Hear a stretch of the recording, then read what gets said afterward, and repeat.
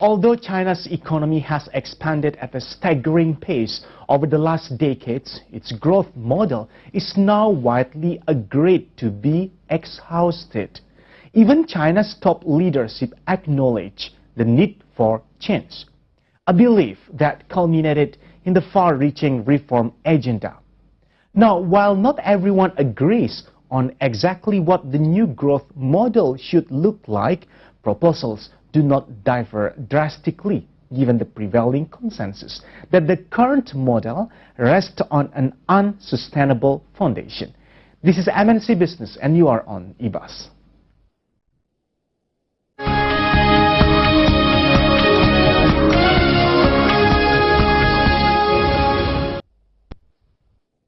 In recent years, the China model has become shorthand for economic liberalization without political liberalization. But China's model of development is actually more complex. Even so, many observers believe China has developed a new paradigm, a superior economic model that challenges the dominance of, let's say, Western ideas about economies. We have the report for you.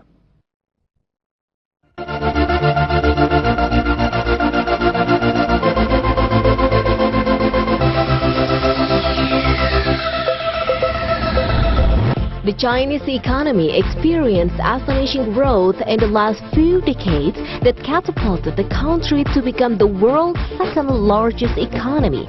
In 1978, when China started the program of economic reforms, the country ranked 9th in nominal gross domestic product or GDP with 214 billion US dollar. 35 years later, it jumped up to second place with a nominal GDP of 9.2 trillion US dollar. After the economies of Western nations imploded in late 2008, Chinese leaders began boosting of their nation's supremacy.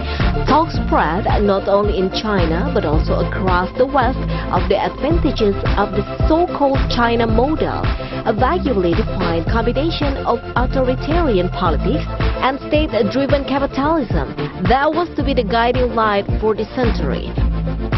Policymakers pushing for a different model across China, one that relies more on consumer spending and encourages private enterprise, insists that long-stalled structural overhauls must be restarted. The hesitancy over the next step is also hailed by China's cooling economy. Economic growth soared in the last few decades, mainly due to the country's increasing integration into the global economy and the government's bold support for economic activity. However, the successful economic model that lifted hundreds of millions out of poverty and fueled the country's astonishing economy and social development has also brought many challenges. Severe economic imbalances, mounting environmental issues, rising economic inequality, and an aging population are the key questions that the new administration led by President Xi Jinping will have to tackle in the near future in order to ensure the country's sustainability. How far the current economic situation in China could also give impact towards global economic state, especially on Indonesia? MNC Business Report for eBus.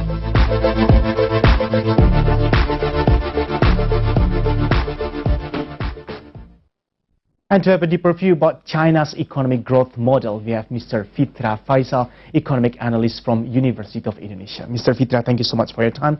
I will be very happy to welcome you back to Jakarta after the long holiday. Yeah. Let's greet again our business viewer. This is a very interesting topic. I believe everyone agrees. Recently, media keep exposing about this. Once something happening with China's economy, everyone will start keeping an eye on them. Even on the peak day, in a good moment, good economic situation, people are eyeing on China. Moreover, in the bad situation, like nowadays. I would like to start right away our conversation by asking you, how will you comment over this kind of headline? Will it be, like simply being dramatized by the media, or it's really potential? China is going to collapse. There is a big potential on that. This statement recently pushed forward, of course, and perpetuated by media repeatedly. How do you comment on this?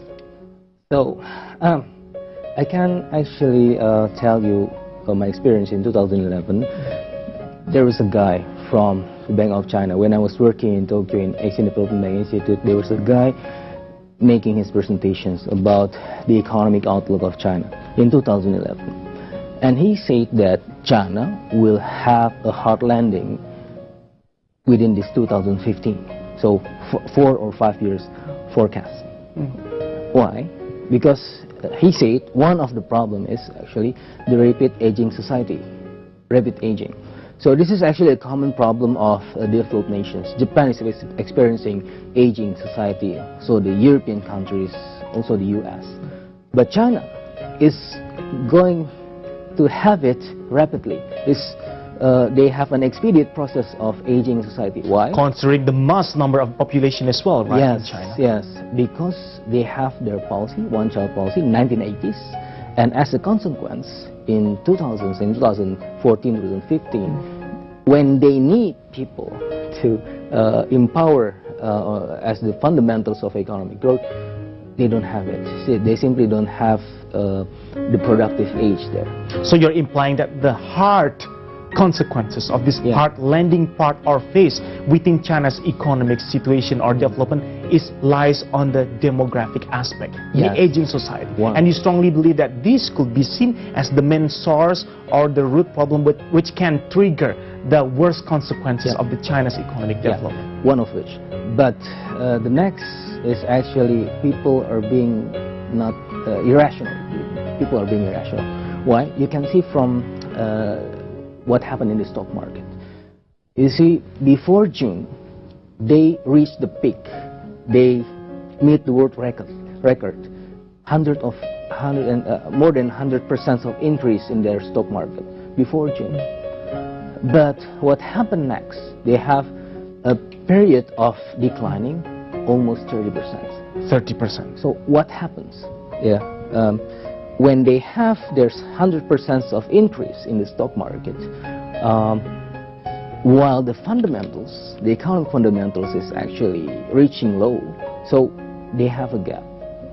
People are expecting China to grow in China domestically, but they're not doing it well. The government is pushing their way to stimulate the economy. That is why you're using the word irrational. Yeah. When we're back, I would like to bring our discussion more about talking about the limit of being rational when talk about expecting a good economic system in a sustainable way, especially in China's model. After this one, Mas Fitra. Next time you are with us on Economic Buzz, we are discussing about China's economic growth model. Don't forget to watch our live streaming through okzone.tv and sindonews.com.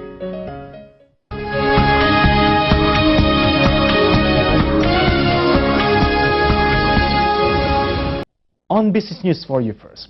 Amid the economic slowdown in China will probably make the country increase their product sold to other countries, including to Indonesia, in order to higher their importation. Therefore, Ministry of Trade in Indonesia is planning to prevent the significance of importation from China by tightening the supervision. Indonesian government through the Ministry of Trade is tightening the supervision on importation from China in line with the economic slowdown in the country.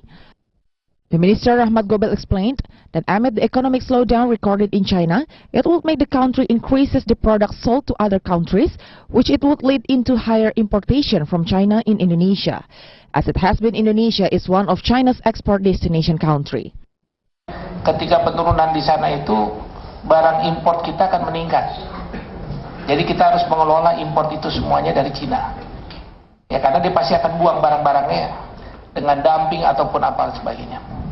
Jadi kita akan melakukan pengelolaan yang ketat terhadap produk import dari luar negeri.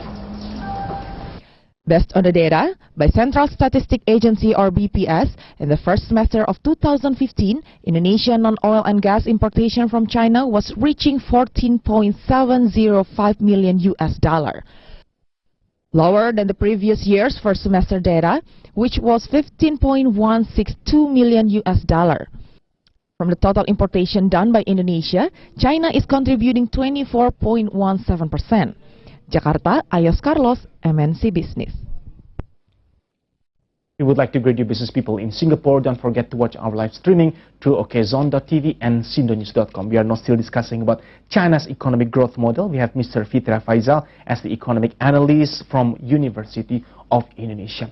Inevitably speaking, now people start clustering China for the East and United States and Europe for the West. Many, using your word, being irrational, many nowadays, especially the big investors, they start going in an irrational way. I'm not going to use the word going crazy, because it seems like if we see the new business environment globally, seems like people are start raising and competing, sometimes in very aggressive way, that they forget this kind of word makes sense or sensible or rational. To what kind of limit actually we must be able in terms of understanding about being rational in business, especially economic growth model, let's say like China. Okay, so if we see China, most of the investors in the stock market, 80%, is actually individuals, small retailers, and they don't have enough information of what happened next. It's different from big players. Okay, they have all information needed. So they expect more from the government, but they don't meet that. So the government is not actually doing their job in making the economy going well. So the bubble burst, so 30% of decline in the stock market. And one of which, because they are financing their debt, they are financing their investment from debt. We call it margin lending from the broker. So as a result, because these high expectations is actually they have gap from the fundamentals. The economy of China is not growing to 7% as some international institutions projected. So this is actually the fundamentals is not reaching the expectation. I start getting understand more why you are using the word irrational, because even the investor themselves, which is in this case are dominated by the retailer, personal investor, small investors, different with the western part of the capital market, even they are not using their own capital, they are borrowing it from the borrower, which you call margin lending, and this worsened the situation as well. Yes, the government, and that's only from the capital market. The government is actually doing, they realize that this will harm their economy. So they give signals to the market, but the market is actually not doing as the government expected. They want to harness this bubble, so in return the bubble bursts. They want to actually control this margin lending scheme. They want to actually control it, and as a result, the market see that the government is actually want to take our profits. So in return, 30% of dropped. Since you already start using the word government, during the break we happened to have this kind of a short conversation on this, and I really take a note. Basically, the government, they know that they will face this kind of hard landing economic situation in China. But why is it? Seems like the current situation is becoming uncontrollable, even though some preventive action or strategy already been taken by the government. Even far away, prior to the crisis, the government already sensed, or at least know, that they will face this kind of hard landing. What went wrong here, Mr. Fitra? Maybe I can call it self-fulfilling expectations. The government is not doing well in giving signals to the market. So the market reacts as not as the same as the expectation of the government. So, and what sort of signal do you suggest should be taken earlier by the government of China, of course? Actually, China is actually they have an authoritarian regime. So it's actually quite simple. This is very complex, right? This is what makes China's economic growth model are also complex. Right away in our talk show, in the introductory remark, we also use the word economic liberalization, but never ever political liberalization. That's what makes things are getting more complicated there. There's a gap between a political situation, a political institution as a politics, and institutions in the market. Conflicting targets, conflicting systems. So maybe this is as a result of this government, this dualism and systems. Both Apart liberal, from the uncertainty and then the ambiguity as well within the China's economic policy, as well as what do you call this, economic relations with the other country. How sustainable in the end when we talk about this Chinese economic model? Because many are also inspired to adopt and apply the way China's create their economic development. Actually, China itself, the government, they want to diversify their source of growth. One of which is they don't want to rely more on export. It's more than enough. So they want to diversify this source of growth. One of which is to increase investments from abroad. To increase investment from abroad, and at the same time emerging market like Indonesia also expecting them to invest to us, while at the same time, domestically speaking, in their own home they still face a lot of issues and problems. Let's discuss it. It's going to be another interesting part. More on the discussion about China's economic growth model will be brought to you soon. Stay with us. This is MNC Business Channel. You are on Economic Buzz.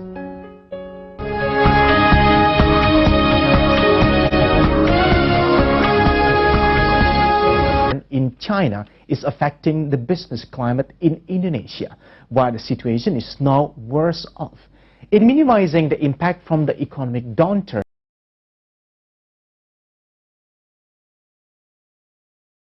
it is suggested that the government could formulate a policy to attract more investors.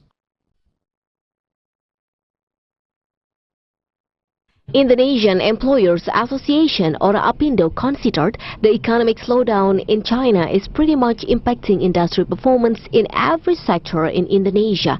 Moreover, the situation is getting worsened as the Indonesia economy is also currently in downturn trend. Chairwoman of APindo, Shinta Wijaya Kamdani, stated in order to minimize the significant impact of the economic slowdown in both sides, government should be able to unify government's perception and employers. Moreover, it is also expected for government to implement policy which creates stimulus of attracting more investors to invest in the country. Perlu ada satu persepsi yang sama gitu loh, bahwa ini keadaan seperti ini. Jadi kita tidak perlu mentargetkan pertumbuhan yang terlalu tinggi dengan keadaan ekonomi yang seperti ini, tapi lebih action kebijakan maupun stimulus apa yang bisa dikeluarkan untuk supaya bisa memicu lebih banyak investasi yang masuk ke Indonesia, baik dari dalam maupun dari luar negeri. In addition to that, Shinta also expected for government to improve the performance of budget absorption in the second semester this year. As it has been known, government's capital expenditure in the first semester 2015 was only reaching 10%. Jakarta, Ricky Anwardi and Ayos Carlos, MNC Business. Moving to the information from the stock market. New board of directors in Indonesia's stock exchange, IDX, has arranged new programs which are believed to be able to boost market capitalization in Southeast Asia region. The directors are admitted that Indonesian market capitalization is still far behind the other Southeast Asia countries, which the programs are considered to be urgently needed for improvement. After got inaugurated, the new board of directors in Indonesia Stock Exchange, IDX, already arranged the priority programs in the capital market industry, including to increase the number of listed companies and investors, both domestic and foreign. The new programs arranged by the IDX is believed to boost the market capitalization in Southeast Asia region. The IDX Business Development Director, Nicky Hogan, stated that he couldn't deny the position of Indonesian capital market in Southeast region. In terms of the market capitalization, it is still far behind the other countries. Therefore, the management is getting serious in expanding the market capitalization, considering its huge room to grow. Tapi secara market kapitalisasi kita adalah yang terendah. Jadi perbandingannya itu masih 50% market cap kita dibandingkan dengan GDP kita. Nah, itu yang akan itu ukurannya paling tidak, sedangkan beberapa negara tetangga itu sudah bahkan lebih besar daripada GDP-nya. Jadi kalau positioning kita seperti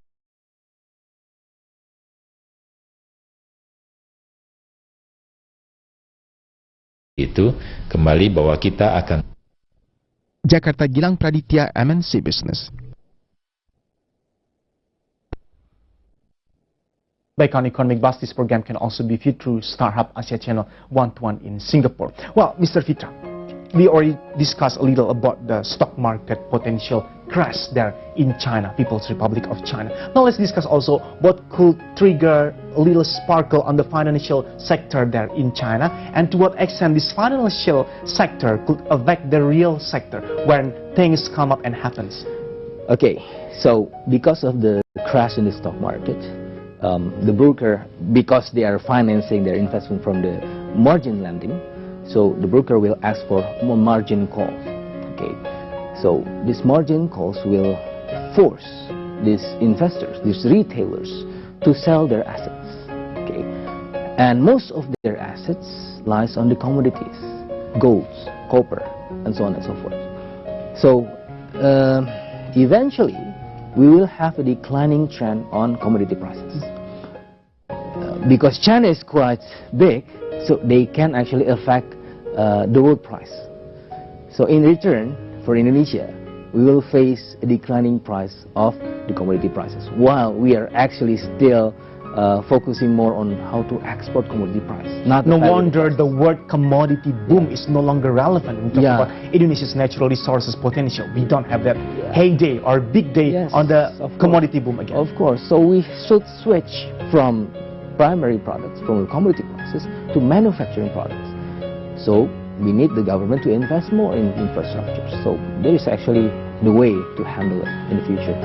PRC's government themselves also are getting more and more keen on having this kind of overseas and more global investment coming into China.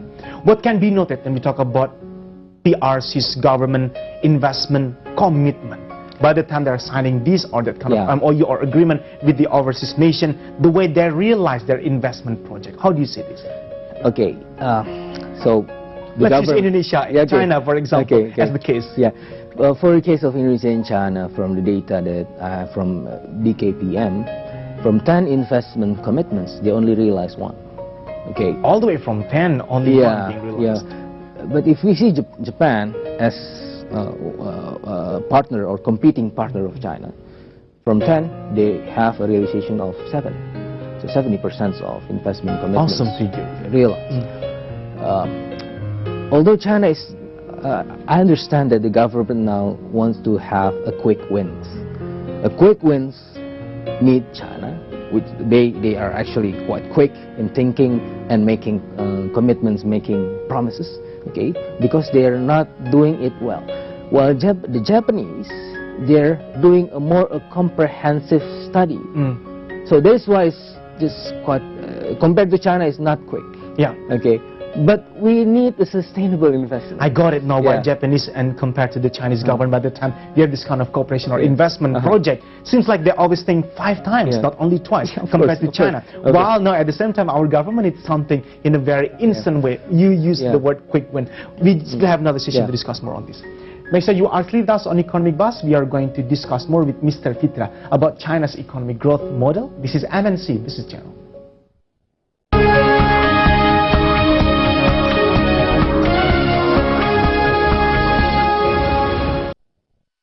Back again on Economic Buzz, another business news for you.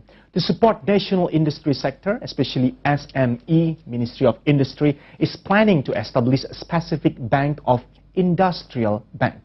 So by the existence of the bank, every industry players could get loan with low interest rate.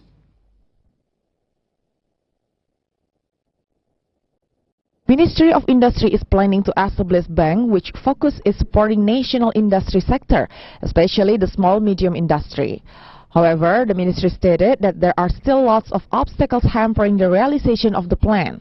One of obstacles is regarding the legal umbrella. Director General of Small-Medium Industry in the Industrial Ministry, E. Sayeda, stated that the ministry is still currently in the middle of arranging a plan to realize the establishment of bank for industry sector. With the existence of the bank, it is expected that industry players could get loan from banks as capitalization with low interest rate.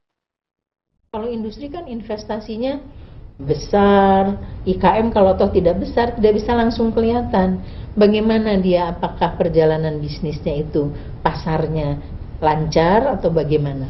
Nah itu harus pasti ada risiko-risiko yang harus diperhitungkan sehingga tidak bisa disamakan dengan bank umum lainnya. Nanti bunganya seperti apa Bu di bank industri itu Bu? Nah kita inginnya banknya rate bunganya serendah-rendahnya. Saida even stated that for the interest rate, it shouldn't be made the same as the interest rate applied in banks generally. Therefore, she expects for the Ministry of Finance help to implement a policy of low interest rate offered by the industry bank. Jakarta, Olena Wibisana, MNC Business. Meanwhile, Indonesia Chamber of Commerce and Industry, KADIN, is still waiting for government to implement policy which could support small-medium industry in getting financing from bank. As it has been known, the industry players are still having difficulties in getting the financial for the business capitalization.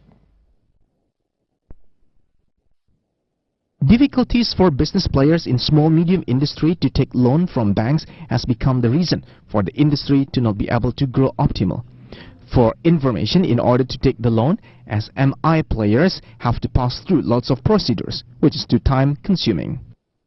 Vice President Compartment Reposition and SME Strategy in Indonesia Chamber of Commerce and Industry, or KADIN, Ardantia Syahreza, expects government to apply solution regarding to this matter.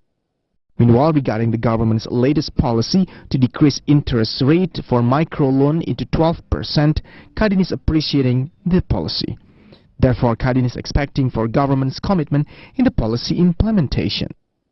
Nah, cuman yang perlu itu baru sebagian jalan lah ya, tapi kita harus lihat juga nanti pada waktu implementasinya di bank apakah sulit nggak sih akan untuk mendapatkan kur tersebut, karena selama ini kan waktu yang lalu kan banyak disalurkan melalui berbagai macam bank, tapi berbagai macam bank itu juga tidak menyalurkannya dengan tepat ya, karena kadang pilih kasih yang mana yang akan dikasih gitu.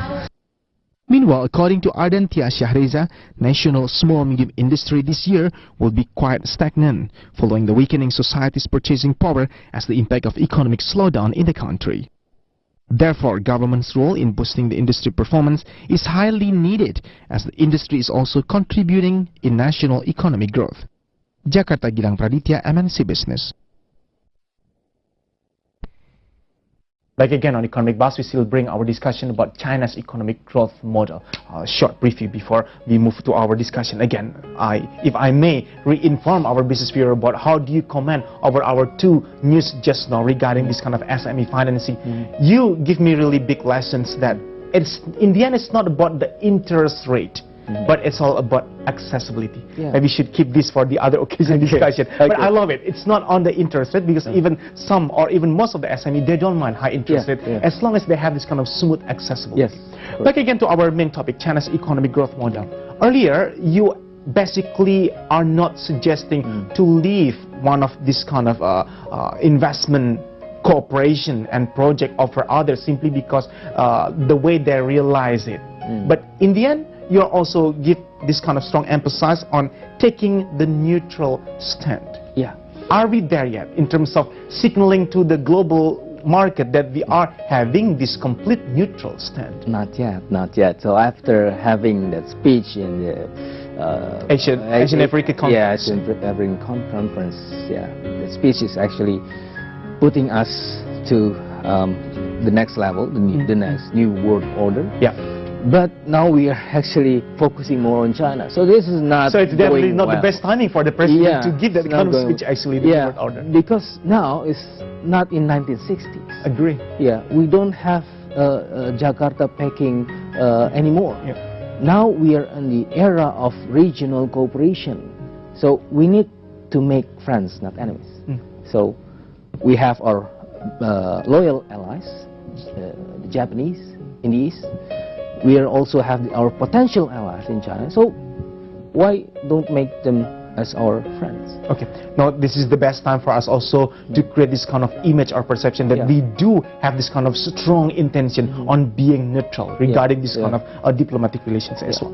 I'm always interested in this also, Mas Fitra, and it's now it's becoming the buzzword where people start considering about this. Open socialism economic model, the one China implemented and applied. Before we talk in more focus on that, how well and smooth actually so far China has been able in going through its economic transition phase, all the way from the closed economy, super close, within the communism era, all the way now into its current economic model called open socialism. Yeah, actually they are going well. Previously in 1990s, we didn't expect that there will be progressing just like the China we know today.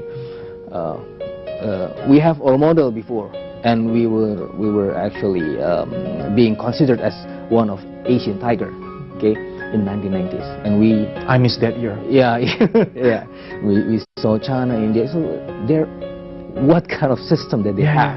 China, India. We doubt them. Yeah, we doubt them. Well, India with their customized democracy, so it's not going well. So we are actually at the best system at and the time. Our doubt turns out to be happen in a reverse way. Another session to discuss more on this, Mr. Fitra.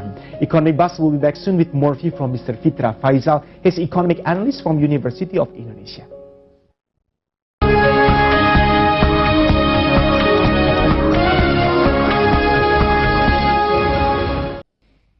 After Idul Fitri, where people tend to go for homecoming, high urbanization in big cities will usually be recorded. This situation might lead into higher poverty rate in the big cities, considering Indonesia is currently facing economic slowdown, where there are lots of business and companies reducing the number of workers for cost efficiency. Like what happened in previous years, after the homecoming season, the migration of rural residents to cities will happen again, which makes the total population in cities be increasing. The enormous migration is undoubtedly inevitable because life in the big cities are more promising, and the families which have lived in the big cities such as Jakarta could offer better jobs. According to the chairman of Center for Information and Development Studies, Umar Juwono, he stated that the migration to Jakarta, when it is on reversal homecoming traffic, will generate more poverty. It is because the economy is slowing down significantly, resulting in threat of more frequent layoffs, while the total population is not as many as the workforce offered. Karena kan kalau kita lihat itu memang terjadi pelemahan ekonomi yang cukup signifikan, dan kalau kita lihat juga banyak perusahaan yang sudah mulai mem-PHK-kan pekerjanya. Nah, itu kaitannya dengan pengangguran ada peningkatan. Nah, ini yang saya kira yang harus kita sikapi gitu. Dan kalau itu dikaitkan dengan urbanisasi, hampir dipastikan lah. Umar Juwono added that the poor performance of economy in rural areas still becomes a classic reason for rural residents to migrate to cities to get jobs. Well, so on the other side, the big cities couldn't offer better job as a result of the economic slowdown.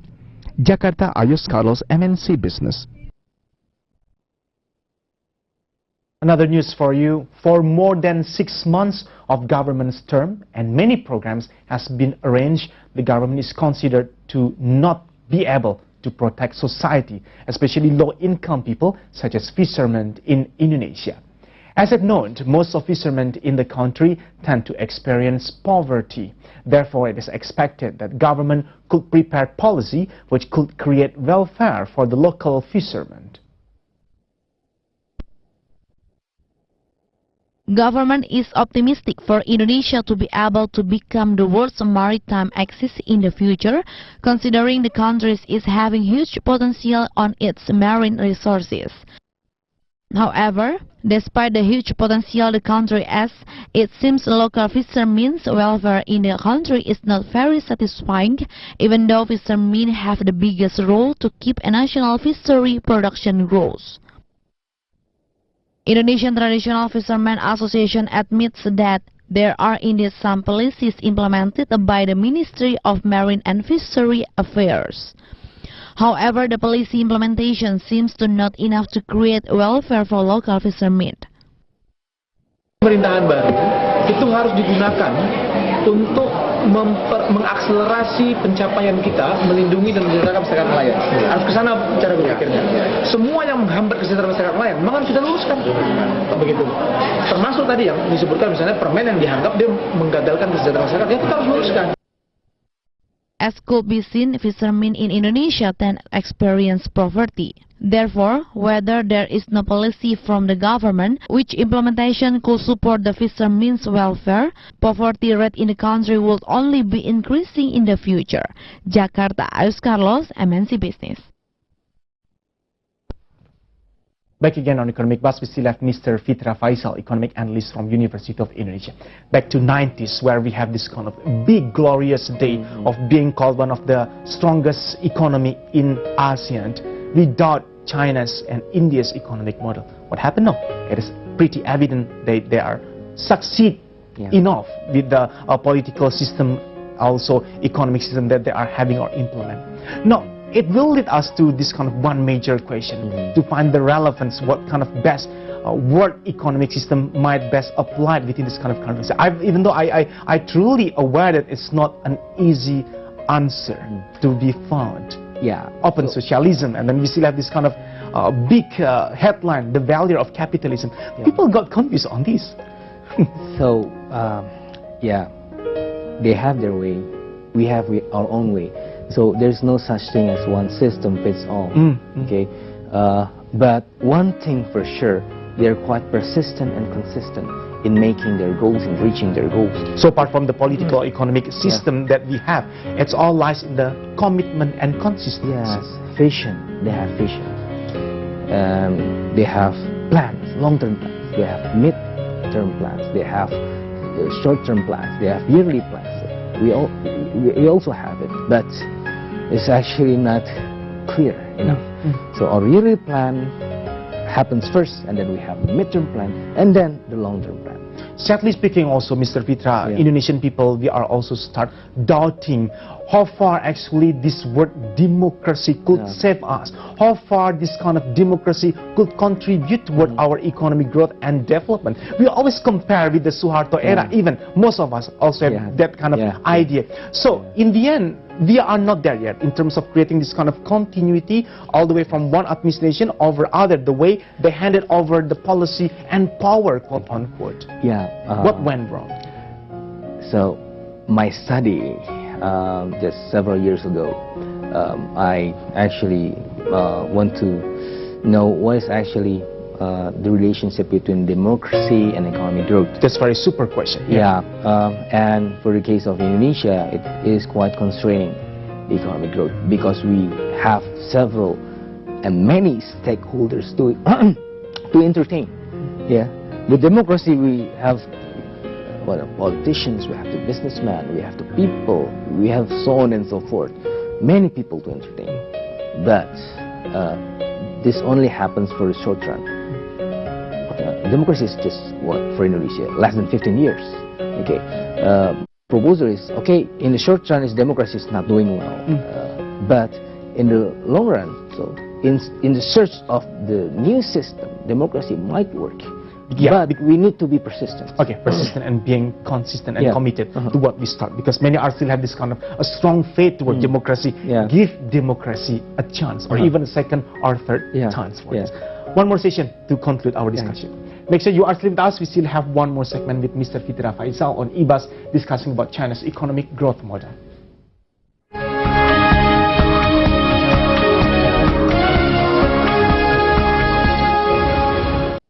We have reached our last segment discussing about China's economic growth model. In the end, ultimately, Mr. Fitra, will China, apart from the chaotic moment happen and attack their economic development nowadays, maintain their reputation as the important engine of the global economy? They're still growing, although they have the pace might be slow. They are actually slowing their pace. 6%, 6.8%, 7% is still high. Although if we compare from 2007, it's actually just half of the achievement. In 2007, we witnessed a 14% of growth in China. now only 7%, maybe less. Now, when we talk about this kind of projection, do you think that the worst is yet to come, or this might be the worst hard landing 2015? Yeah. Are there any symptoms you can project on this? Yes, but I think that, okay, China is slowing down, but I think this is still okay, because the government in China is still doing their job, yeah.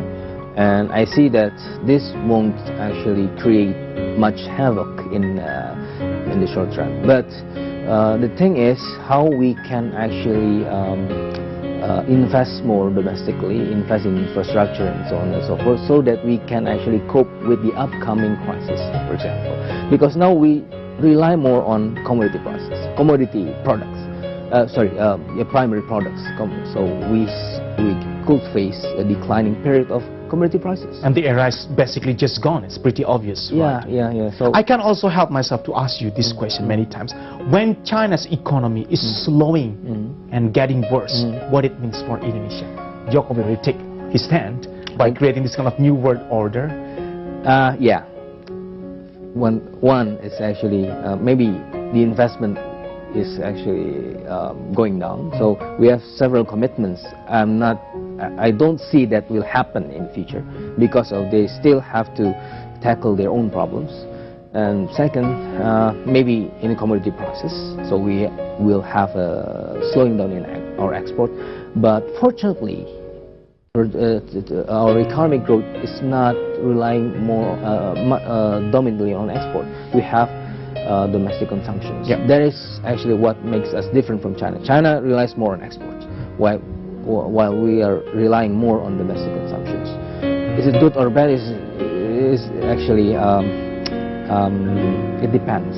Okay. On your short thought before we close up our show, in this case, besides creating this kind of infrastructure investment domestically, internally here in Indonesia, how should Indonesia define its new foreign policy agenda in response to this kind of China's economic state nowadays? Yeah. So as I said before, so we are in a regional cooperation era. So we should make a regional trade agreements. We should make economic integrations. And for short, we should make friends, not enemies. Okay, and should be in favor for each other, right? If you cannot beat up your enemy, just make friends. Yes, that's a good old saying, actually. Mr. Fitra Faisal, you are economic analyst from University of Indonesia. Thank you so much for your time. Best luck for you.